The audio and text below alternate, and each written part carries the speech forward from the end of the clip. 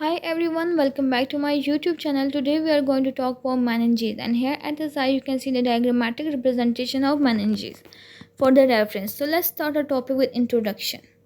Meninges are three concentric layers of connective tissue that surround and safeguard the brain and spinal cord. They also provide framework for blood vessels, help circulate cerebrospinal fluid, and play a role in immune defense within the central nervous system. Talking about its layers, it has dura mater, that is also called a stuff mother, arachnoid mother, that is also called a spider-like mother, and pia mother, that is also called a tendon mother. So let's talk about these layers one by one. First we have is dura mater or tough mother. It is the outermost, thickest and toughest layer, as you can see here in the diagram. It is composed of two sublayers in cranium that are periosteal layer that adhere to the internal surface of skull, and meningeal layer that lies deeper continues with the spinal dura mater. These layers split to form venous sinuses like the superior sagittal sinus which drain blood from the brain. In the spinal cord there is only meningeal layer that is separated from the vertebral canal by the epidural space. Next, we will talk about the layers. Layers is arachnoid matter, that is also called a spider-like mother. This is the middle web-like layer, as you can see here in the diagram. It lies just beneath the dura mater and it is separated by subdural space.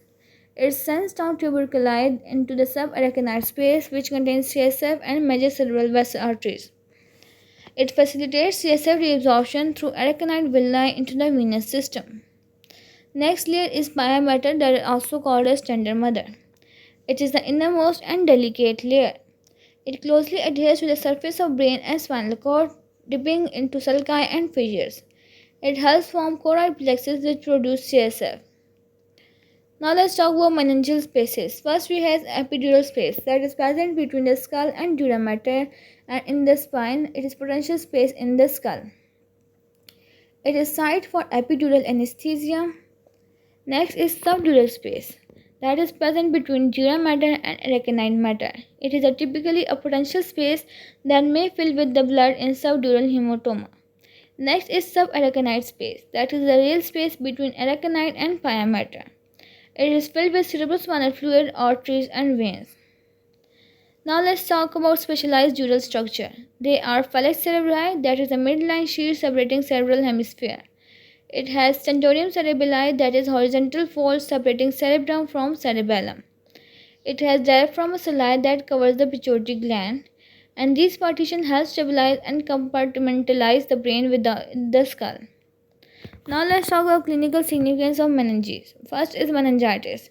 Inflammation of meninges, often due to bacterial or viral infection, leads to fever, headache, neck stiffness, and photophobia.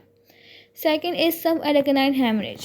Bleeding into the subarachnoid space, commonly from a ruptured cerebral aneurysm, can cause subarachnoid hemorrhage. Next is epidural hematoma, that is arterial bleeding, often from middle meningeal artery between the skull and dura mater. Next is subdural hematoma, that is venous bleeding between dura and arachnoid layers, often from bridging veins. Next is hydrocephalus, that is CSF circulation when blocked or impaired absorption that can cause ventricular dilation, that is called as hydrocephalus. Now let's talk about conclusion of this lecture video. Meninges are more than just passive wrappings. They are vital sentinels, fluid regulators and architectural support for the central nervous system. They keep the brain suspended, nourished and protected in a hostile world of bumps and bacteria.